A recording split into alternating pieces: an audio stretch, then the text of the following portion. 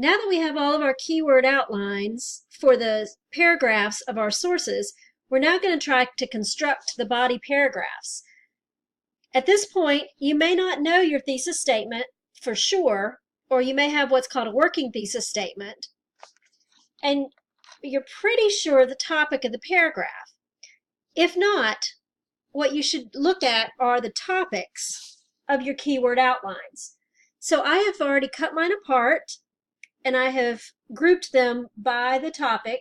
Remember that these topics we already had when we identified the source content. It's these topics that I had starred. So here is the Native American influence. Here are the Japanese food adoptions. Here's the change. And here's one that involves both change and the former slave influences. From these, I'm going to look at probably just doing 2 body paragraphs. The topic of one of these paragraphs is going to be change. And the topic of the second paragraph would be major influences.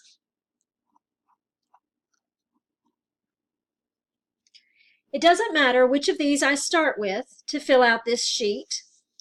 Right now, I don't know which topic I'm going to use first and which I'll use second, so I can't fill out whether there's a previous topic, and I also cannot fill out the expected paragraph number. If I can't fill those out, I'll also have a hard time with a possible transition. Note, though, that in the end, my first sentence of each paragraph, each body paragraph, is going to give my new topic, tell about the previous one, and also tie it to the thesis statement. Sentence 2 is going to tell me why I'm saying what I'm saying. In other words, what's my reason for the topic sentence? You'll then have a sentence cluster, and I've labeled this as 3. And in each of these sentences, you're going to give at least one example that supports what you say in sentence 2. These are actually copies of sentences from your notes that you've taken in the keyword outline.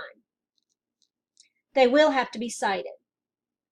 Sentence 4 is going to be a duplicate of sentence 2, giving a second reason, and then sentence cluster 5 is going to be similar to sentence cluster 3, where you're giving examples. Finally, you'll have a 6th sentence that will tell readers again what the topic is, why it's important to support your thesis. Let me show you how this works. So again, right now we're in the major influences. I'm not totally sure what I'm going to put for sentence 1. That doesn't matter. I'll go ahead and look at sentence 2. I'm going to pull out all of the pages that deal with the influence. So in this case, I have a former slave influence. I have Japanese food adoptions and the influences on the Japanese culture, the food culture. And then I have the Native American influence. Well, I think for right now, I'm going to put the Japanese food adoptions to the side because I may not include those. If I'm focused just on the United States, this may or may not be relevant. I'm going to look at the former slave influence first. That one seems to be easier, and I only have one of those. So I'm looking at my sentences. This sentence essentially says that the freed woman, in other words, the freed former slaves, you did the most that they could with the least that they had. They used the lower cuts of meat and added starches to come up with full meals. The low-cost options were things like one-pot stews. the white girls or the white young women learned from the former slaves. And To Kill a Mockingbird, in To Kill a Mockingbird, it was the black chef or the black cook who oversaw the house. Well, that one doesn't help me at all, so I'm going to mark out sentence 5. I can mark it out all the way across if I'd like. So now I'm left with 4 sentences here. They're all about the former slave influenced, how they influenced Southern cuisine. So I'm going to come to sentence 2 on this worksheet, and I'm going to say U.S. South slavery influence. Now, I'm going to fudge a little bit on this, and I'm going to use an extra word here. U.S. South former slave influence. Somehow in sentence 1, I'm going to talk about the influence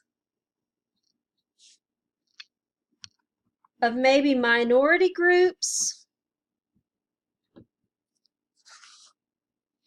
on U.S. cuisine, U.S. regional.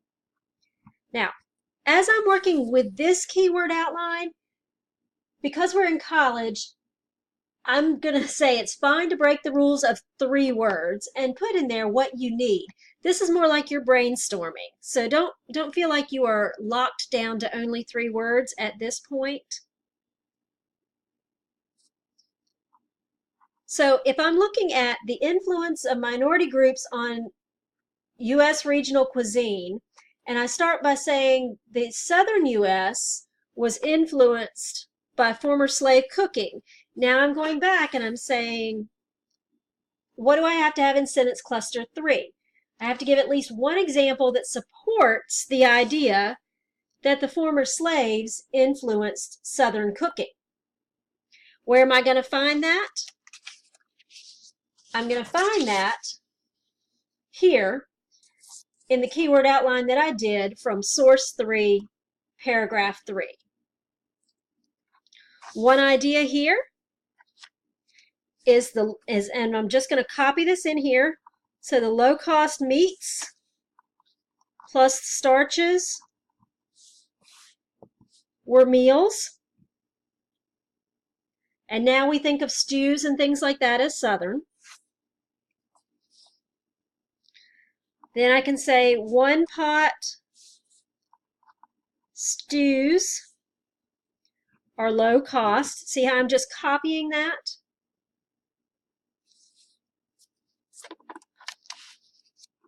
Just copying these 2 lines. Now I could stop there. I'll just leave this last one blank.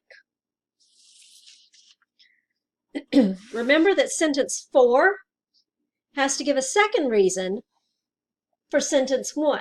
Well, my sentence 1 was the influence of minority groups on U.S. regional cuisine. So now where am I going to go? Well, let's talk about the Native American influence that we have. So sentence 4, I can put something about the Native American influence, and I'm welcome to use any of these ideas that I have. What I have is in the New England area. So New England cuisine, or New England foods. And then I can even put something like the staples. That word came up before. So now in sentence cluster 5, I'm doing the same thing that I did in sentence cluster 3. By the way, here in sentence cluster 3, I do want to keep my sources because I did get that information from somewhere. So in this case, for both of these, it's source 3.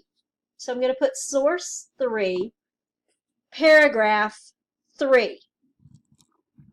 Both of these are from source 3, paragraph 3. And it doesn't matter where you put that information. You could say S3, S3, paragraph 3. However you want to note, that's fine. But I'm getting that information from this keyword outline. So now that I'm back to this Native American, New England foods, staples, I can talk about the maple sugar. I can talk about the corn. I can talk about the beans. And I can talk about the influence in general. So I liked this sentence about the Native Americans using available indigenous foods. So maybe I'm going to put Native American, indigenous, available. Okay. And that came from source 1, paragraph 2.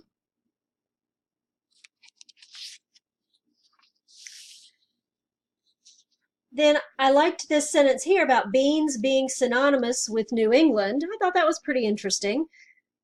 They became an icon. They were sweet and had pork added. The Native Americans were the ones who taught the Pilgrims how to cook the beans. So maybe I want to incorporate a little bit more than what you just see there. And I could say beans, synonymous, New England.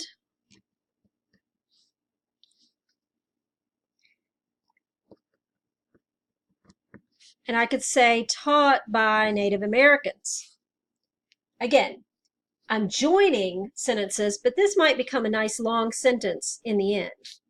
This is from source 1, paragraph 5. How do I know that? Because of my keyword outline. I could do the corn. I could do the sugar, maple sugar. Either one is fine. I could do both. It's up to me. I think the corn is a good one. The maple sugar, though, is one that certainly did impact New England. So I like this Vermont famous treat. Vermont treat. Famous. And I could talk about Native American, taught the settlers how to tap the trees for the sap. Where did I find that? Source 1, paragraph 7.